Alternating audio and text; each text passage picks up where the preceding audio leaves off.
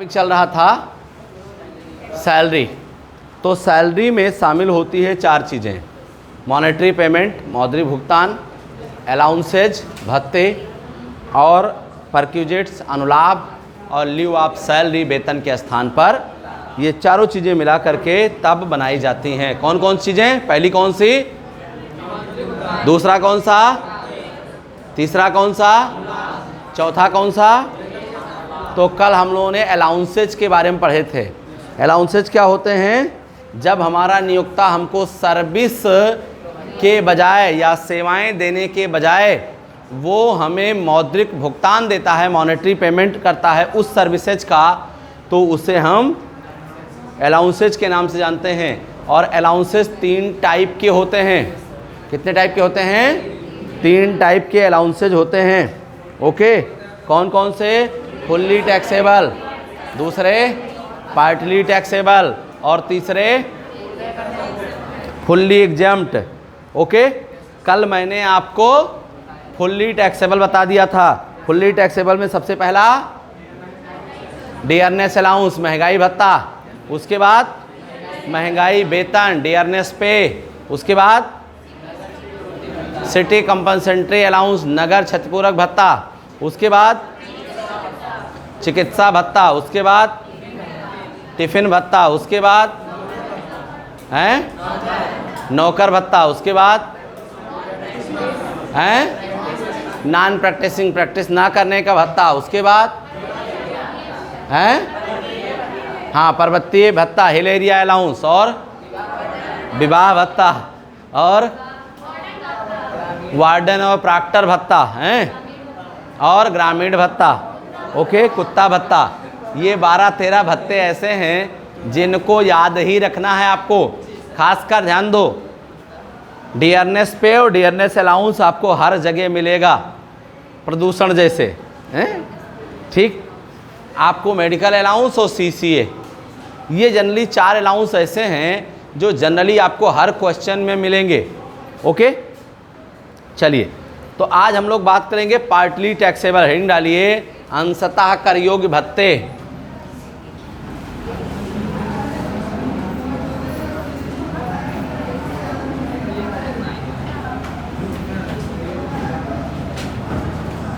अंशतः कर योग्य भत्ते।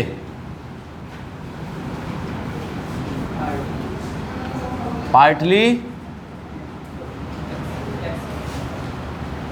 Taxable allowances.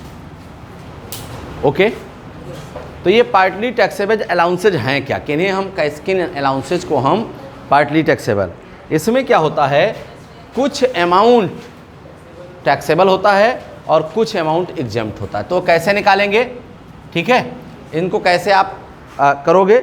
यानी कुछ अलाउंसेज ऐसे होते हैं जिनका कुछ पार्ट एग्जम्प्ट हो जाता है और कुछ पार्ट टैक्सेबल हो जाता है, उनको हम क्या बोलते हैं? तो अब टैक्सेबल पार्ट इनका क्या कैसे होता है? देखो, इनका टैक्सेबल पार्ट जो हम निकालेंगे, टैक्सेबल बराबर या टैक्सेबल अमाउंट बराबर, तो रिस्पेक्टिव वर्ड हो जाए, बराबर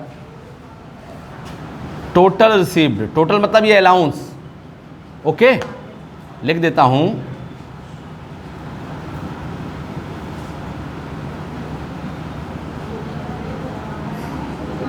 अलाउंस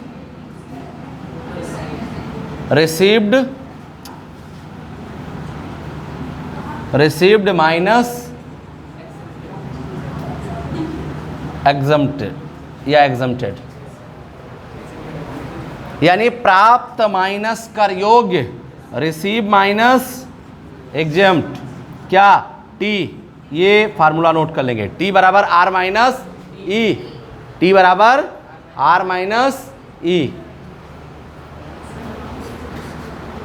यहाँ पर जो रिसीव होगा और उसमें से एग्जम्प्ट अमाउंट घटा देंगे, जो बचेगा वो टैक्सेबल हो जाएगा। ओके,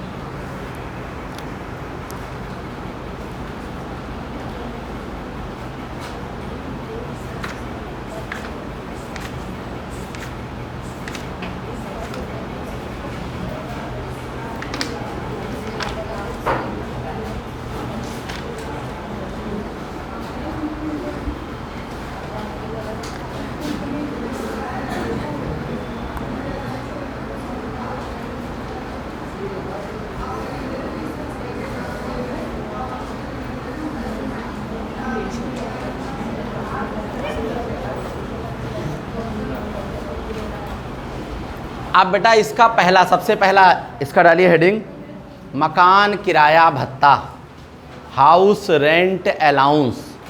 शार्ट में इसको HRA कहते हैं, सुना होगा आप लोगों ने। ओके, HRA सबसे पहला, इसका पहला हेडिंग, ठीक, मकान किराया भत्ता, मकान किराया भत्ता, हाउस रेंट अलाउंस। ओके, अब इसके लिए रूल क्या है, ये पहले है क्या ये समझो। जब भी कोई व्यक्ति किसी को नौकरी देता है तो 90% नौकरी स्थानीय नहीं होती, वो कहीं बाहर होती है। अब किसी व्यक्ति की नौकरी मेरठ में लग गई, अब मेरठ में कोई उसे जानता नहीं है, कोई चीज़ें नहीं है, अब गया जॉब ज्वाइन किया तो कैसे रहेगा वो? रहने के लिए रोटी, कपड़ा, मकान, स्वास्थ्य और शिक्षा, ये 5 हमारी वर्तमान समय में बेसिक नीड हैं, ये पूरी ही पूरी होनी चाहिए। तो जब कोई व्यक्ति कहीं जॉब करता है तो 2 तरीके से रहता है, या तो अपना किराए पर लेके रहे और या तो उसका मालिक उसको किराए का घर या घर उपलब्ध कराए। तो जब वो स्वयं किराए पर रहता है तो मालिक कहता है आप किराए का मकान खोज लीजिए, हम आपको पैसा दे देंगे, ठीक, हम आपको 5,000 रुपये HRA के नाम पर देंगे, आप 4 का मकान लीजिए, 3 का मकान लीजिए, ढाबली में रहिए, ये आपकी प्रॉब्लम, ठीक है। इसीलिए आपने देखा होगा कि बड़ी बड़ी कंपनीज अपने कर्मचारियों के रेपुटेशन को डेवलप करने के लिए उनको मॉनेटरी पेमेंट कम और भावकाल ज़्यादा उपलब्ध कराती। भावकाल का मतलब है उन्हें गाड़ी मिल जाएगी, उन्हें ड्राइवर मिल जाएगा, उन्हें एक बॉडीगार्ड मिल जाएगा, इस सारे का पैसा उनके ऊपर जुड़ा होता है, उसे कहते हैं पैकेज। फिर उनसे पूछो कितना सैलरी मिलता है, 4 लाख, पैकेज कितना है, 22 लाख, ठीक है। तो उनके जूते के पॉलिश से लेकर के और हेयर में लगने वाली हेयर क्रीम तक सारा उनके पैकेज में शामिल होता है। कुछ हम लोगों को फ्रेंड हैं MBA वगैरह किए हैं, तो वो जब बातचीत होगी तो वो कहेंगे कि हम लोग इस समय 28 लाख के पैकेज पे हैं, तो हम लोग मजाक करते हैं हाथ में कितना आता है या खाते में कितना आता है। 28 लाख का पैकेज है तो ये 7-8 लाख रुपए आता है। बाकी फैसिलिटी और लग्जरियस उनका देख लीजिए, मतलब जिस कमरे में उनको रखा जाता है, जहां उनको फैसिलिटी दी जाती है, वो किसी राजमहल से कम नहीं होता है। और उसकी भी सैलरी में उनके जुड़ा हुआ है HRA। 20,000 रुपये पर मंथ किराए का मकान उनको मिला हुआ है, 2 BHK, 3 BHK, जानते हैं BHK क्या है?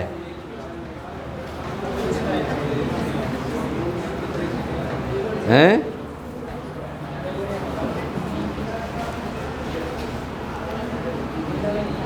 बेडरूम, B से बेडरूम, H से पता नहीं, हॉल, हाँ गुड, और K से किचन, ठीक है।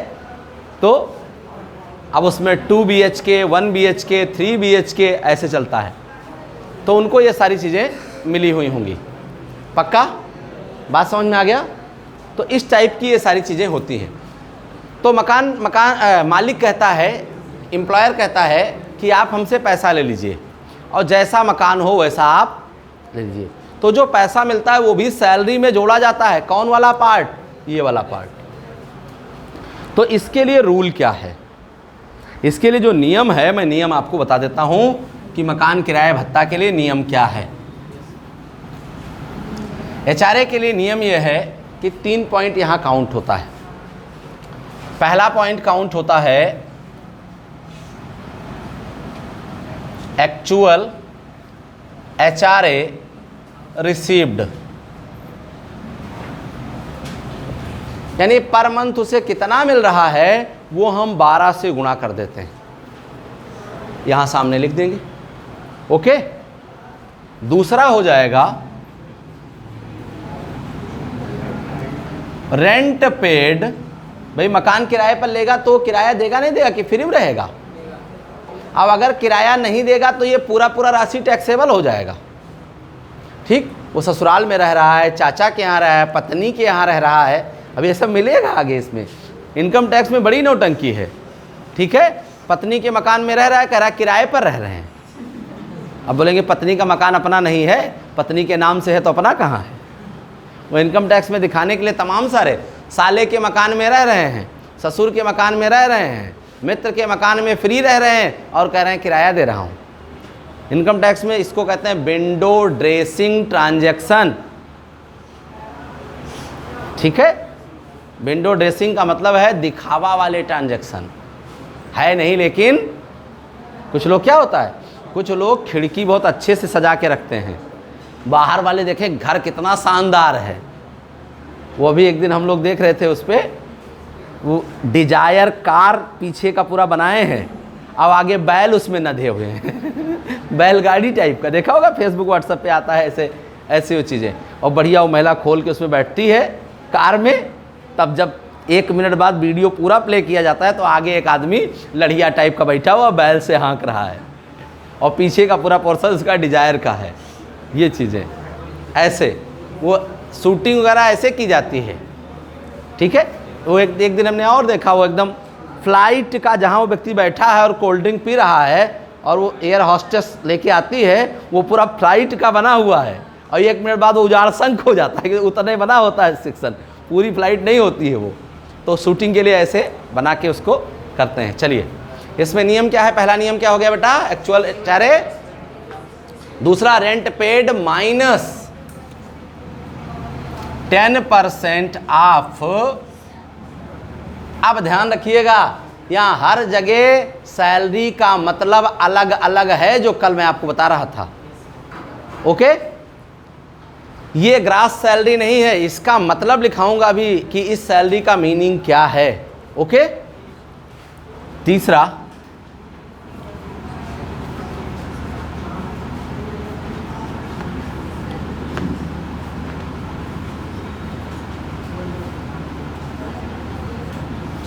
DMCK, दिल्ली, मुंबई, चेन्नई, कोलकाता, ठीक है, में अगर है तो 50% ऑफ सैलरी।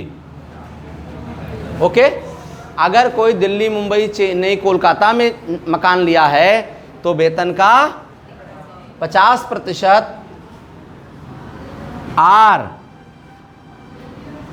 अदर प्लेस कहीं इसके अलावा कहीं लिया है तो 40% ऑफ सैलरी। ओके, समझ में आ गया?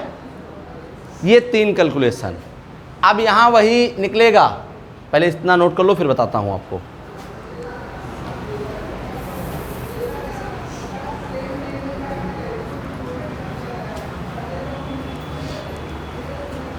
जोशी जी एडमिशन हुआ हैं?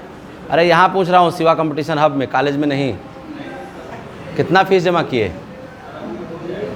नहीं, हो नहीं जाएगा, फीस जमा करा दीजिए। और पहली बार में आधी से कम मत जमा कराइएगा, और फीस उस जमा करने में किचकिच भाई कोई नहीं करेंगे।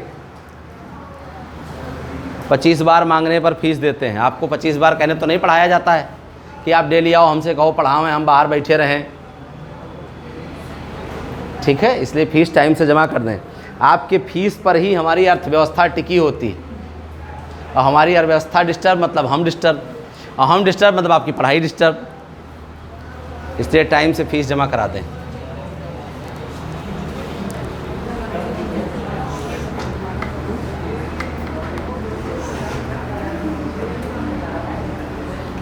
ओके, समझ में आ गया? पक्का? अब ध्यान दो बेटा, ये 3 रूल हैं। इसमें विच एवर इज लेस, जो सबसे कम है वो एग्जेम्प्ट होगा।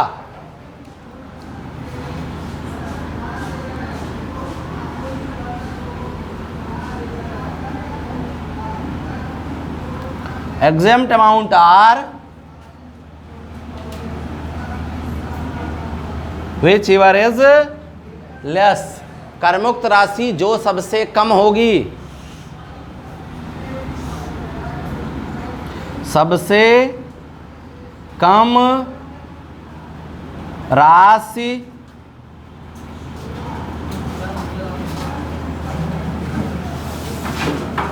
है आराम से। तुम आई हो या तूफान लाई हो हैं? लाओ हमको दे दो हमारा सामान।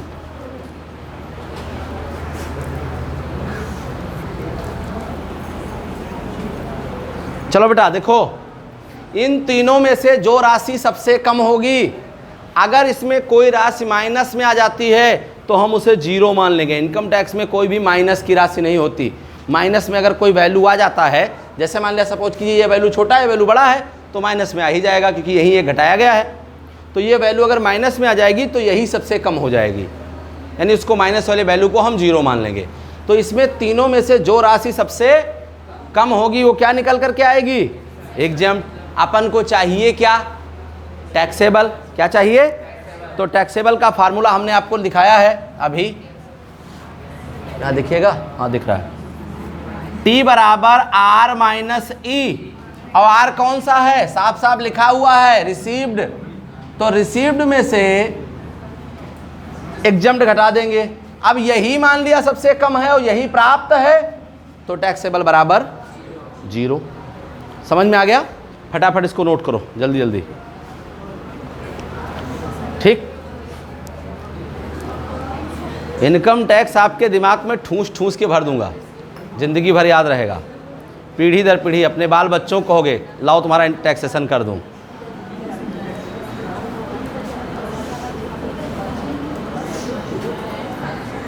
कहाँ रह गई थी आज? तुम्हारे वजह से 40,000 खर्चा कर दिए। सिस्टम आ गया है हैं? अच्छा, 7:45 बजे से ड्यूटी दीजिए बाकी। ठीक, समझ में आ गया? चलो नोट कर लो फटाफट। नोट हो गया सबका? तो बगल से नोट कर लो, नोट किए हैं। अब ध्यान दो बेटा, यहां हमने सैलरी बराबर बात की है, तो सैलरी बराबर क्या होगा देखिए। और ध्यान देना, हर जगह सैलरी बराबर अलग अलग मीनिंग होगा। जहां सैलरी बराबर जो मीनिंग होगा वहां सैलरी बराबर वही मीनिंग रखेंगे। ये एक बड़ा खैहियत है इस चैप्टर में। सबसे बड़ी प्रॉब्लम यह है कि हर जगह जितना क्वेश्चन आप करोगे, हर जगह सैलरी का मतलब कुछ और है, सैलरी का मतलब कुछ और है। ठीक, कुछ आपको ट्रिक सिखा देंगे, उससे आपको आधी प्रॉब्लम सॉल्व हो जाएगी। देखिए, सैलरी बराबर सबसे पहले बेसिक सैलरी। हमने बताया था बेसिक सैलरी कौन? Monetary payment. लिखा रहेगा प्रश्न में, इसे इतना मूल वेतन मिलता है। ये क्वेश्चन में, सारे क्वेश्चन में आपके सैलरी के सारे क्वेश्चन में इतना बेसिक सैलरी मिलता है, लिखा रहेगा आपके सारे क्वेश्चन में। ओके, दूसरा मतलब इसी में दूसरा जुड़ेगा। ठीक, डियरनेस पे। अगर महंगाई वेतन दिया है, कुछ पूछने नहीं है, जोड़ दो हर जगह। ये तो हर जगह जुड़ेगा। महंगाई वेतन, वेतन का ही भाग है, इसलिए इसके बारे में कुछ कहने नहीं। अब कहना कहां से शुरू होगा? इसके आगे प्लस डियरनेस अलाउंस। लेकिन डियरनेस अलाउंस यहां तब जोड़ेंगे, यहां तो तब जोड़ेंगे जब ये एज पर कंडीशन होगा। प्रश्न में दिया रहेगा जितना परसेंट सेवा शर्तों के अंतर्गत होगा उतना परसेंट ही केवल जोड़ेंगे, बस। समझ में आ गया? ठीक, क्वेश्चन में नहीं कहा है तो यहां नहीं जोड़ेंगे, लेकिन वहां जोड़ेंगे। वहां मतलब ग्रॉस सैलरी। ठीक, ये ध्यान रखिए, हम यहां और वहां का ही बात करेंगे। तो यहां अगर कंडीशनल होगा तो जोड़ेंगे, लेकिन वहां जोड़ा जाएगा। ठीक, बात समझ में आया? पक्का? हाँ, चलो क्लियर। एक बात इसमें और जुड़ती है, प्लस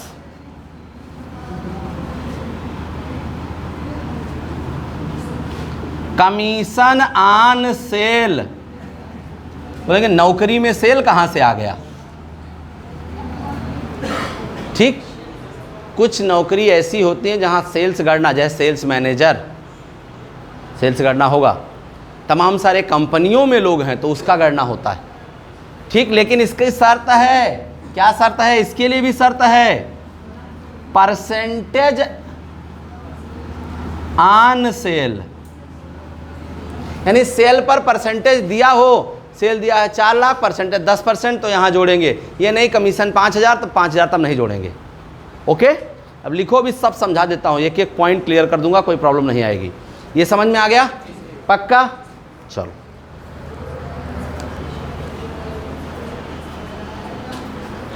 अब लिखिए क्वेश्चन, इसको हाँ नोट कर लीजिए, बिल्कुल नोट कर लीजिए।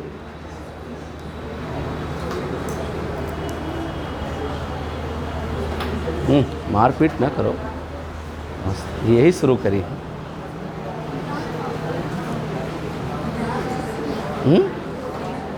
क्या हुआ?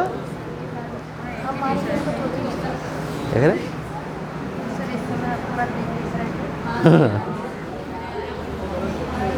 चलिए ठीक, ध्यान दीजिए। ओके, चलो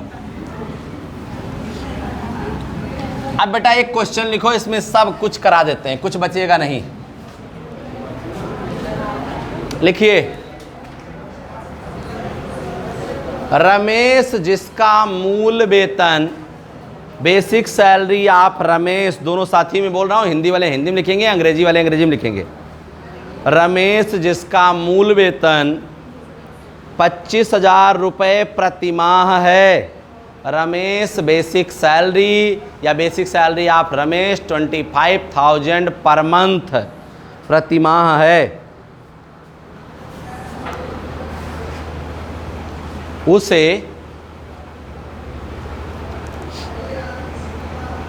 या उसे छोड़ दो, ऐसे उसी में पॉइंट मतलब उसी में आगे लिख लीजिए।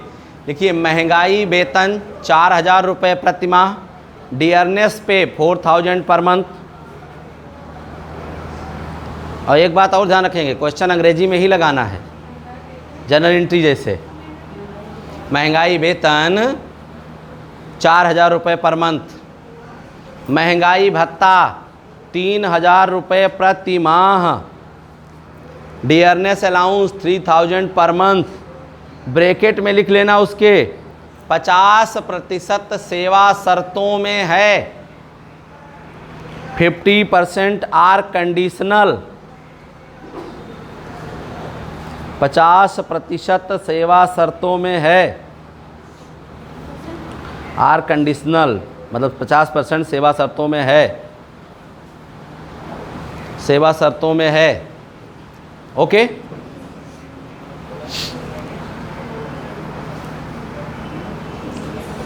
तो सुनिए, 2-4 भत्ते और पढ़ाए हैं, वो भी शामिल करा दें जो टैक्सेबल वाले हैं। लिखिए, CCA 1,000 रुपये per month. CCA Hindi English दोनों में लिखेंगे सब लोग, मतलब हिंदी इंग्लिश दोनों लोग यही लिखेंगे। CCA city compensatory allowance, CCA 1,000 रुपये पर मंथ। मेडिकल अलाउंस 500 रुपये पर मंथ, मेडिकल अलाउंस 500 रुपये पर मंथ।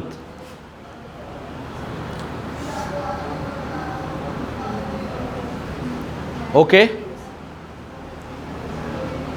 अब नीचे लिखिए, HRA मकान किराया भत्ता, हाउस रेंट अलाउंस, मकान किराया भत्ता 6,000 रुपये प्रति माह।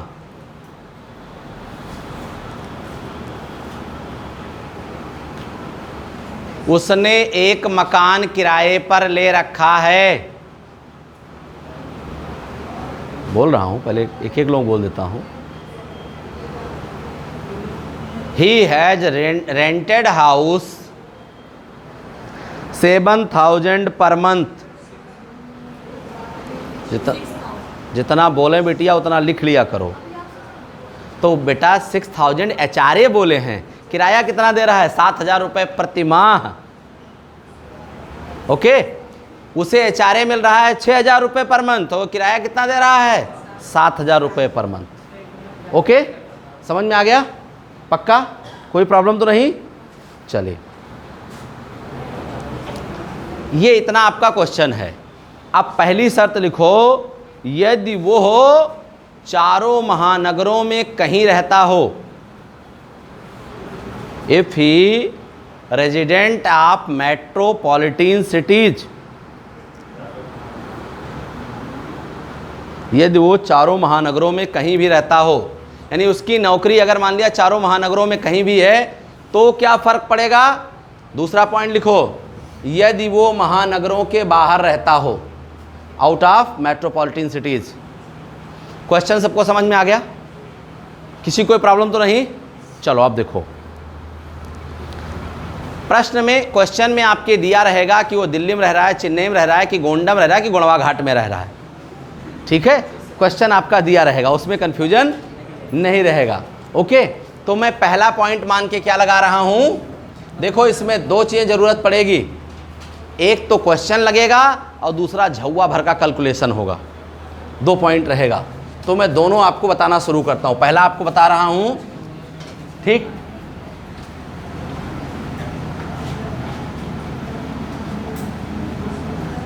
Computation of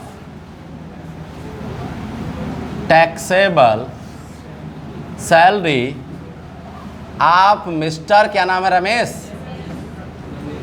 Ramesh for the, या ब्रैकेट ना लगाओ, for the assessment year, A Y मतलब असेसमेंट ईयर, जो भी क्वेश्चन में दिया होगा, लेकिन हम लोगों का क्या है 2021-22। ओके, ये तामझाम आपको हर क्वेश्चन में लिखना ही पड़ेगा। ठीक, इसको आप रट लेंगे, सैलरी के हर क्वेश्चन में इतना लिखना रहेगा। ठीक, जब मैं बोलूँगा तामझाम लिख लीजिए तो आप इतना लिख के तैयार रहेंगे। ओके, ठीक, समझ आ गया? अब हम लोग तामझाम निपटाना शुरू करेंगे। एकदम लिखना बंद कर दीजिए, पेन रख दीजिए, केवल और केवल बोर्ड देखिए। ठीक, कोई बात नहीं समझ में आएगी तो 1 2 बार 3 बार 1000 बार पूछ लीजिएगा। ठीक है, चलो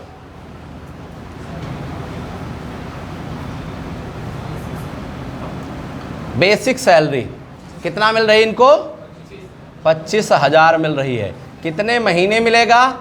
अभी फ़िलहाल शुक्र है 12 मिले, लॉकडाउन वॉकडाउन ना लगे हैं।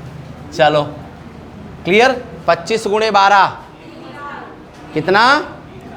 3 लाख रुपए इनको बेसिक सैलरी मिल रही है। पक्का? फिर इनको मिल रहा है क्या? डियरनेस पे मिल रहा है। कितना? 4,000 × 12 48,000। ओके, फिर इनको मिल रहा है डियरनेस अलाउंस।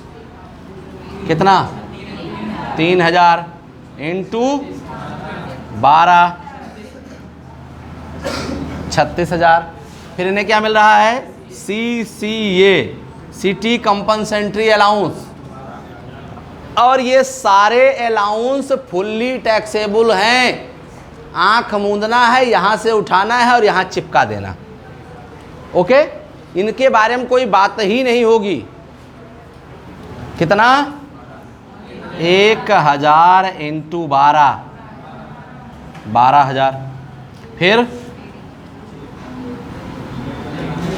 मेडिकल अलाउंस कितना? अब ये दवाई चाहे जितने का कराम है, इससे हमसे मतलब नहीं है। इतनी बात सभी को समझ में आ गई?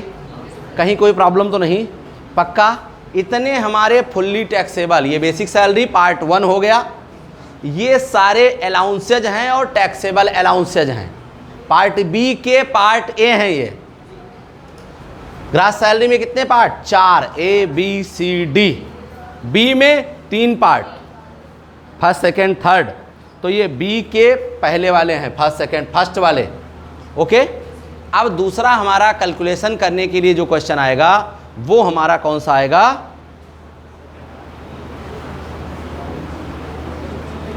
वो आ जाएगा हमारा HRA। तो हम यहां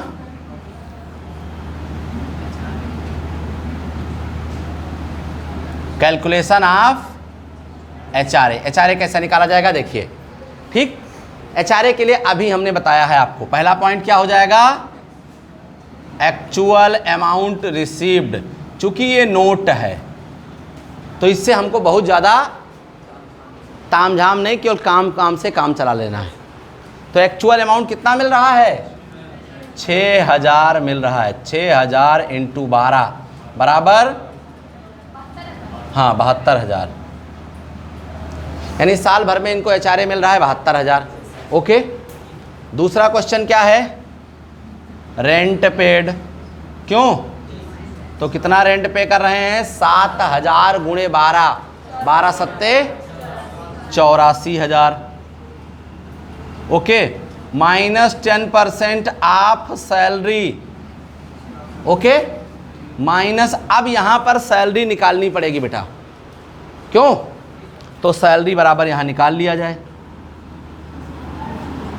सैलरी बराबर हमने क्या लिखाया है, यहां आपको याद रखना है, सैलरी बराबर ब्रह्मा विष्णु महेश चिंग पुंग टुंग ढाक के 3 पात, जो आप याद रखना चाहो, तीन हमने आपको ट्रिक बता दिया, ठीक। मतलब बेसिक सैलरी ब्रह्मा, ठीक, डियरनेस अलाउंस विष्णु और कमीशन महेश। ब्रह्मा विष्णु चुंग पुंग टुंग हैं, हाँ। चलो, तो बेसिक सैलरी हमारी कितनी है, प्लस डियरनेस पे तो जुड़ेगा ही जुड़ेगा, इसमें कोई शर्त ही नहीं है, प्लस इसका कितने कैलकुलेशन की बात कर रहा है, 50%, तो इसका केवल 50% लिया जाएगा। कितना, 18,000। हमने यहाँ की बात की थी अभी, ये वहाँ की बात है, वहाँ पूरा जुड़ेगा, यहाँ शर्त वाइज जुड़ेगा। समझ में आ गया, किसी को 1 ग्राम भी कोई कन्फ्यूजन हो, पक्का सब कुछ बोर्ड पे जितनी बातें लिखी हैं 100% सबको क्लियर हैं, किसी को कोई प्रॉब्लम तो नहीं, पक्का। चलो जोड़ो,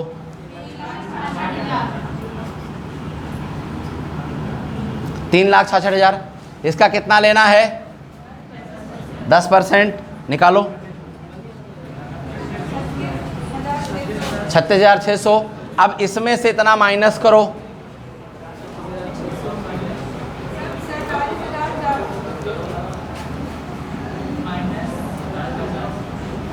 47,400। कैलकुलेशन हो गया, पक्का।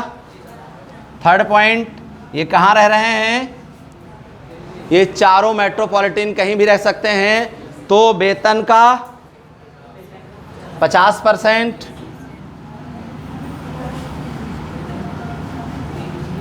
निकालो इसका 50%,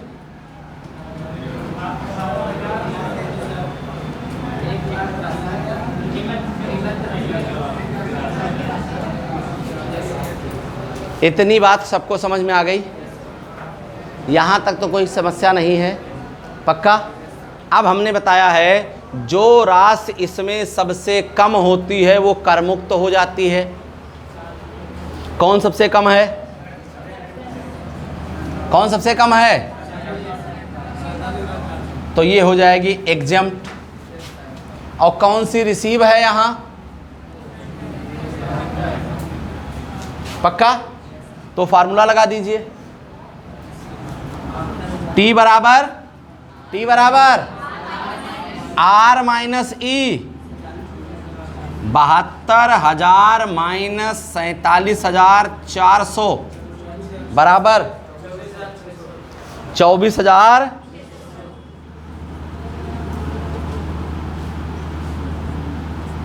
ओके, ये क्या आया, टैक्सेबल, तो टैक्सेबल आया तो ये अब वहां जुड़ेगा,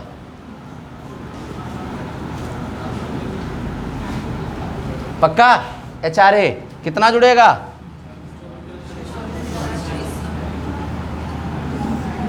जोड़ लीजिए सब, 4,26,000, इसे क्या बोलेंगे,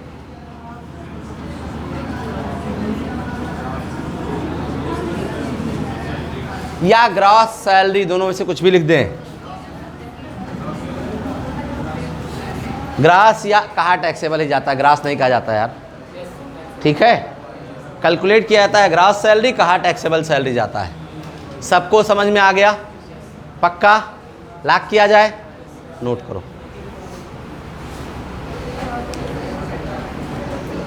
कारपोरेट से बढ़िया है,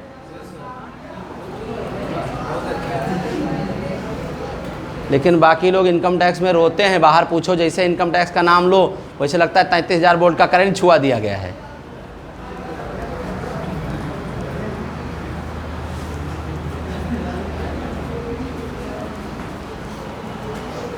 इनकम टैक्स लगाना खेल नहीं है, बच्चों का तेल निकल जाता है अच्छे अच्छों का।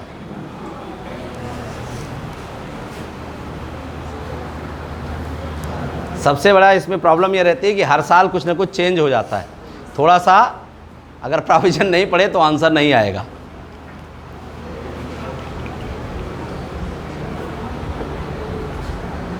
ये बिल्कुल करंट जैसा है, हर साल अपडेट होना है।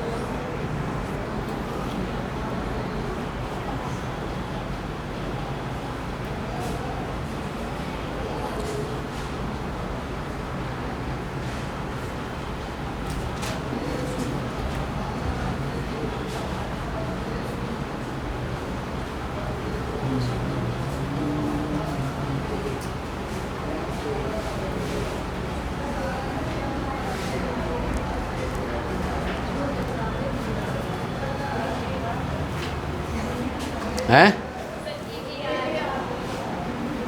AAR actual amount received. अभी इससे पहले तो लिखा है ना ऊपर, देखो इसके यहाँ सारे का फुल फॉर्म लिख के तब 60 फॉर्म पे आए हैं। पहले पापा फिर पॉप हैं। हाँ,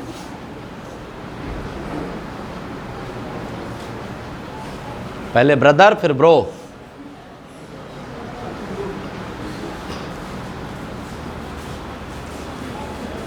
और नहीं तो हम लोगों का तो अभी भी भैया हैं।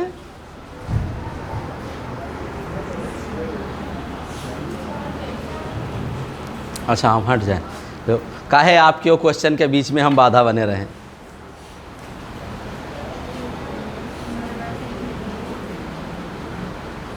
बहुत कमेंट करती है।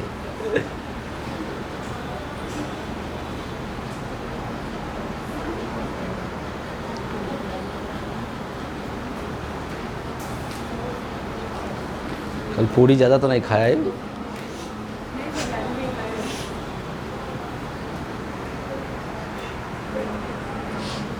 दक्षिणा उक्षिणा भी मिला होगा है? बिल्कुल हैं। हाँ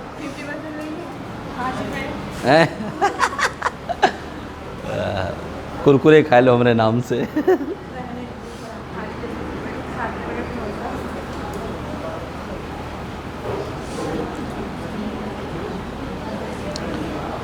नोट हो गया बेटा? किसी का अभी भी कोई क्वेश्चन हो, कोई बात ना समझ में आई है तो एक बार फिर से पूछ लें। पक्का?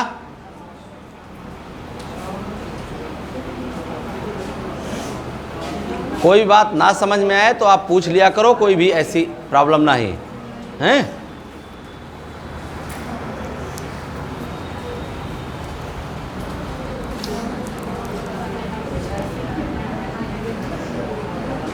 अब आपको काम क्या करना है बेटा?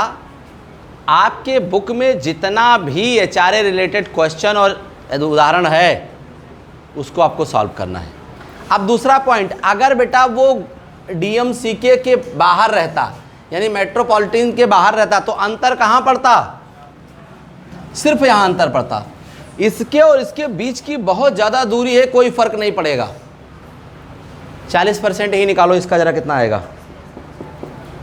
366 का 40%,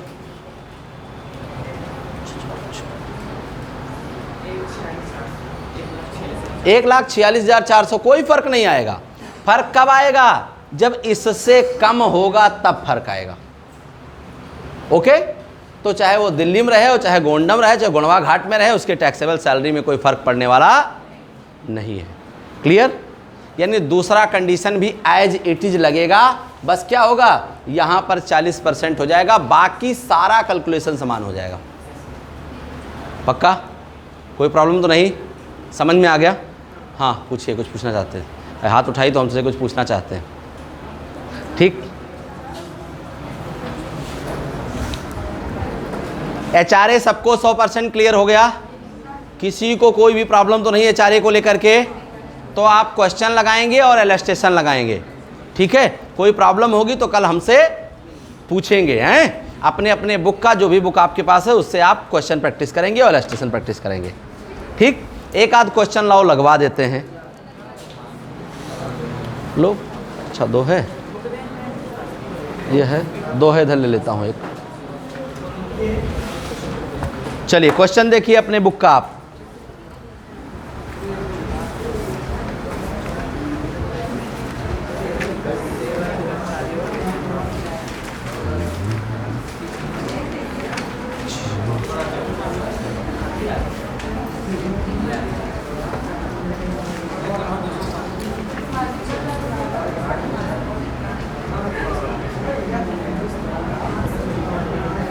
पेज नंबर 164, 164, पेज नंबर 164। अगर आपकी ये किताब है और हिंदी मीडियम है तो पेज नंबर 164, इंग्लिश मीडियम है तो भी कुछ ना कुछ पेज होगा। क्या है? 181 है। ये कैसे? लाओ जरा हम बताएं। ये रिटायर्ड एम्प्लॉई है, पहले जो है नॉन रिटायर्ड। 153 सही है, खोल लीजिए। देखिए सैलरी में 2 चैप्टर हैं, एक नौकरी करते समय सैलरी और एक रिटायर होने के बाद सैलरी।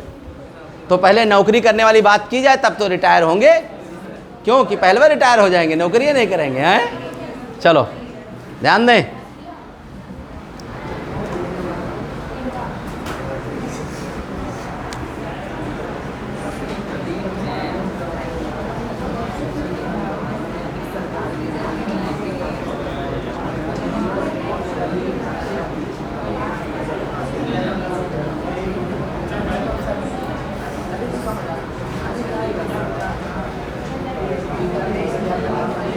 क्वेश्चन नंबर देखो बेटा 9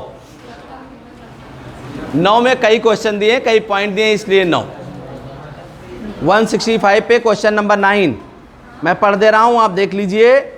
जिसमें है फर्स्ट सेकेंड थर्ड 3 क्वेश्चन दिया है और जिसके पहले का बेसिक पे 2000 मिला। कह रहे हैं मूल वेतन 2000 मासिक, महंगाई वेतन मूल वेतन का 10%। ठीक है, और कह रहे हैं विक्रय पर निश्चित प्रतिशत से पूरे वर्ष का कमीशन 12,000, मकान का किराया भत्ता 500 रुपये मासिक, करदाता द्वारा किया गया वास्तविक व्यय 400 रुपये। ठीक, मकान मासिक, मकान सहारनपुर में स्थित है, मकान सहारनपुर में स्थित है, अर्थात ये कहाँ कौने वाले में है? ये 40% वाले में है। ठीक, तो मैं आपको एचआरए कैलकुलेट करके दे दूं, क्यों?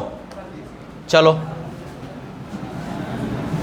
आप सैलरी निकाल लोगे, मैं एचआरए कैलकुलेट करके बता देता हूं। देखिए क्वेश्चन नंबर 9 का पॉइंट नंबर फर्स्ट देखिए।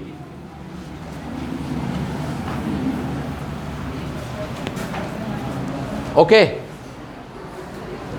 देखिए क्वेश्चन नंबर, और ये क्वेश्चन है डॉक्टर बीपी सिंह सर वाली किताब का है, स्वाति पब्लिकेशन का है। Question number 9,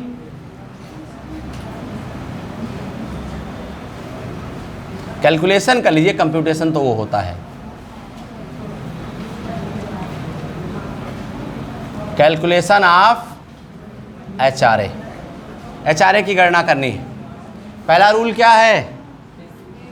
actual amount received, HRA निकाल रहे हो, ग्रास सैलरी नहीं निकाल रहे हो। एक्चुअल अमाउंट पढ़ के बताइए कितना मिल रहा है एक्चुअल अमाउंट। क्वेश्चन तो समझ पाए कितना मिल रहा है।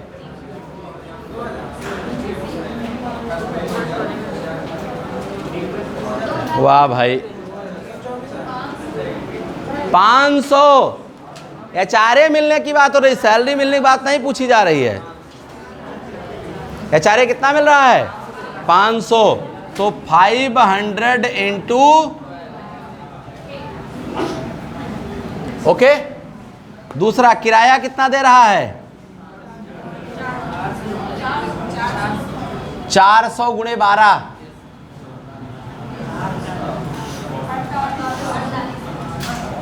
सीधे लिख दें, पूरा घटाना रहेगा।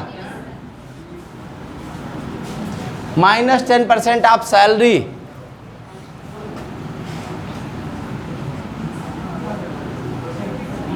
ठीक। तो सैलरी निकाली जाए, सैलरी बराबर बेसिक सैलरी। अब यहां काम आएगा मुन्ना 2000, 2000 गुणे 12 कितना हो जाएगा? 24,000 प्लस इसका 10% मूल वेतन का महंगाई वेतन, तो 10% निकाल लो, 2400, ओके। प्लस कमीशन भी निश्चित परसेंट दिया हुआ है, तो निश्चित परसेंट 12,000 पूरा दिया हुआ है, ठीक। जोड़िए कितना हो जाएगा?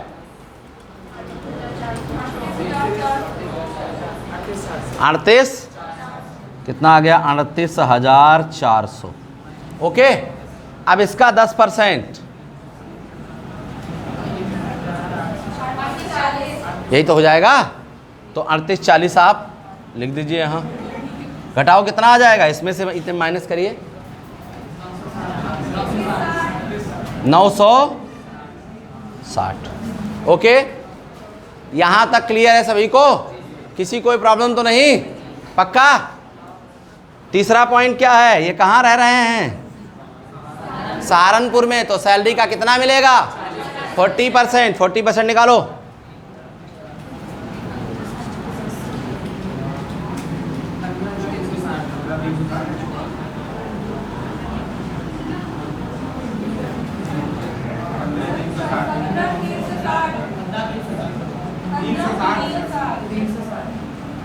$360, ओके। पक्का? अब देखा जाए इसमें सबसे कम राशि कौन सी है, तो ये क्या हो जाएगी? और रिसीव कितना है? बाकी आप आगे तो महारथी हैं ही हैं। क्या हो जाएगा? टी बराबर काफी आर माइनस ई। आर कितना है? 6000 माइनस 960 बराबर 5040। ये ग्रास सैलरी में इतना जुड़ जाएगा। पक्का? समझ में आ गया? नोट कर लीजिए।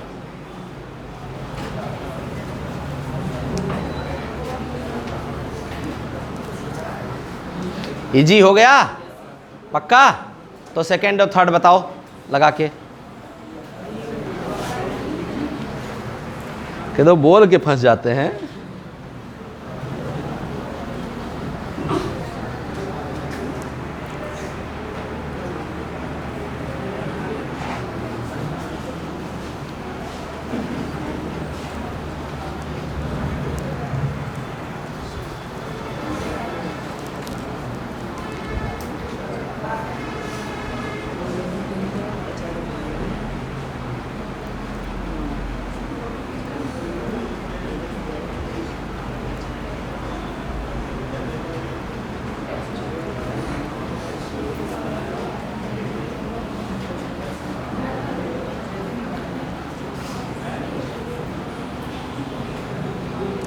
एक्चुअली कारपोरेट अकाउंट जो है वो कॉन्सेप्चुअल है।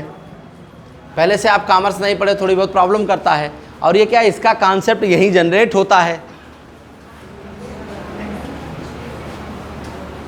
जैसे आपने सेकेंड ईयर में स्टैटिस्टिक्स पढ़ा होगा, तो स्टैट जो है वो एकदम इनकम टैक्स और स्टैट की एक तरह के हैं, और वहाँ पे फाइनेंशियल अकाउंटिंग और कारपोरेट अकाउंटिंग एक तरीके से हैं, वो सब कॉन्सेप्चुअल हैं।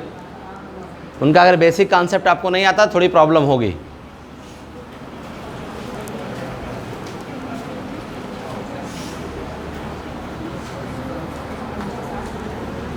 लग गया? सेकंड पार्ट और थर्ड पार्ट लगाइए इसका।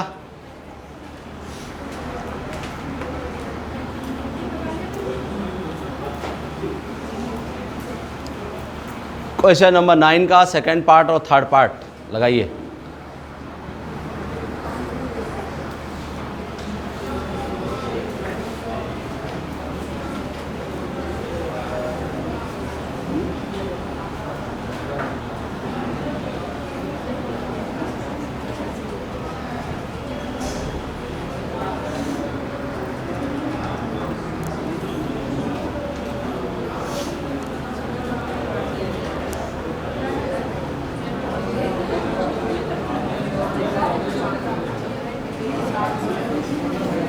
क्या हुआ? क्वेश्चन नहीं है? सॉल्व करिए।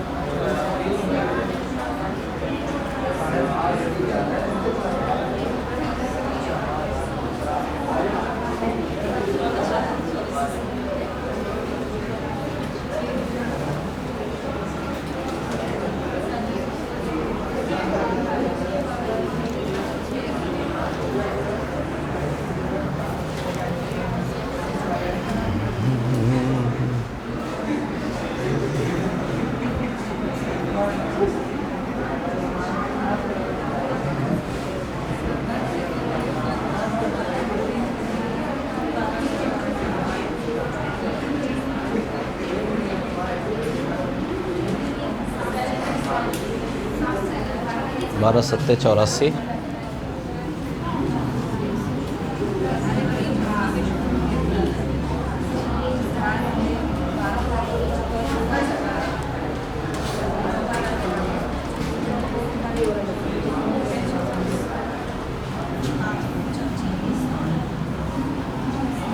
लगाओ आप लोग, तब हम मिटाएं।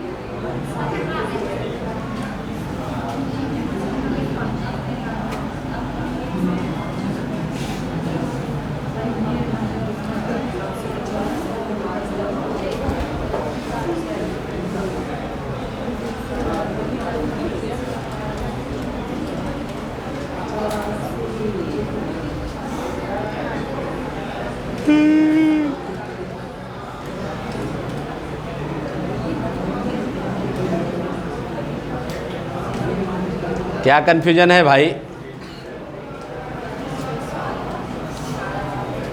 सॉल्व करा दें? हैं, हो जाएगा? क्या हुआ?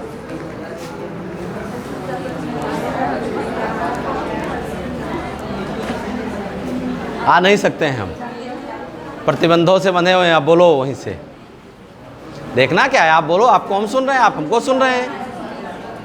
360 ज़्यादा आ रहा है, जेब में रखो, जाओ बाहर।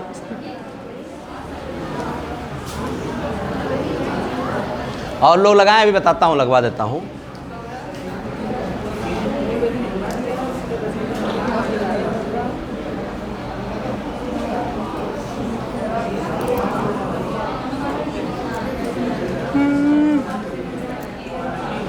बहुत अच्छी।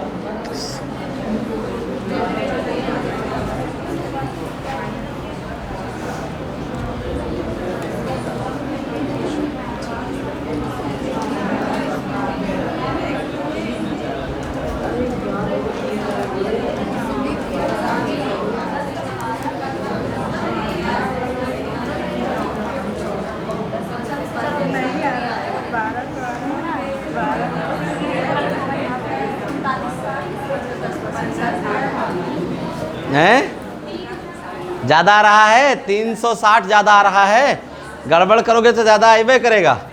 देखो कैसे, ये पॉइंट तो उसमें भी यही दिया हुआ है। सैलरी पेड उसका कितना है 700, तो 12 7 8400 हो जाएगा। अब खेल उसके सैलरी में है, यहाँ पर क्या हो जाएगा, उसे 3000 रुपये पर मंथ मिल रहा है, तो कितना हो जाएगा? ओके। दूसरा कह रहा है कि इसका 10% महंगाई भत्ता उसे मिल रहा है। क्या सेवा शर्तों के अंतर्गत है? है नहीं, तब क्यों जोड़ दोगे आप? सेवा शर्तों के अंतर्गत है नहीं, तो क्या होगा? नहीं जोड़ा जाएगा। क्या कमीशन है? नहीं, तो नहीं जोड़ा जाएगा। तो सैलरी बराबर क्या हो जाएगा? 36,000। 36,000 का 10% कितना हो जाएगा? 3600। घटाइए, इसमें से कितना आ जाएगा? 4800। क्यों? 36,000 का 40% निकालिए। हैं? 36,000 का 40%, 14,000। अब देखो कौन सा सबसे कम है, कौन रिसीव है? 6,000 में से 4800 घटा लीजिए। देखिए लल्लन टाप 1200 आया। पक्का? नजर हटी दुर्घटना घटी।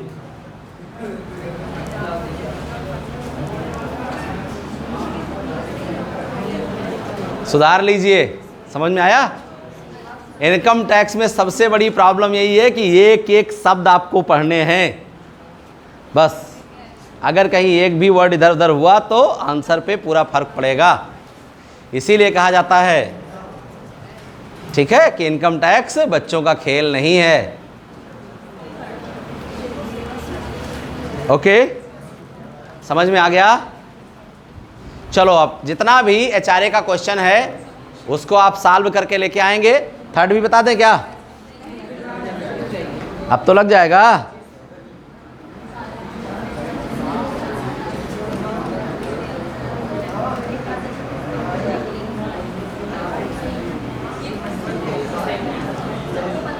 ओके, तो यहाँ क्या हो जाएगा?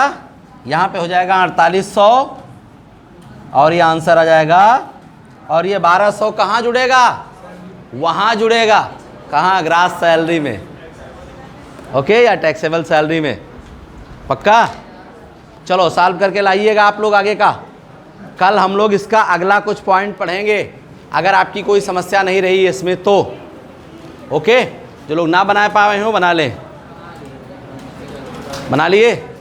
नोट हो गया? कर लीजिए फटाफट। और खूब इलस्ट्रेशन लगाओ। पहले एचआरए के सारे इलस्ट्रेशन लगाओ, एचआरए के सारे क्वेश्चन लगाओ। ठीक?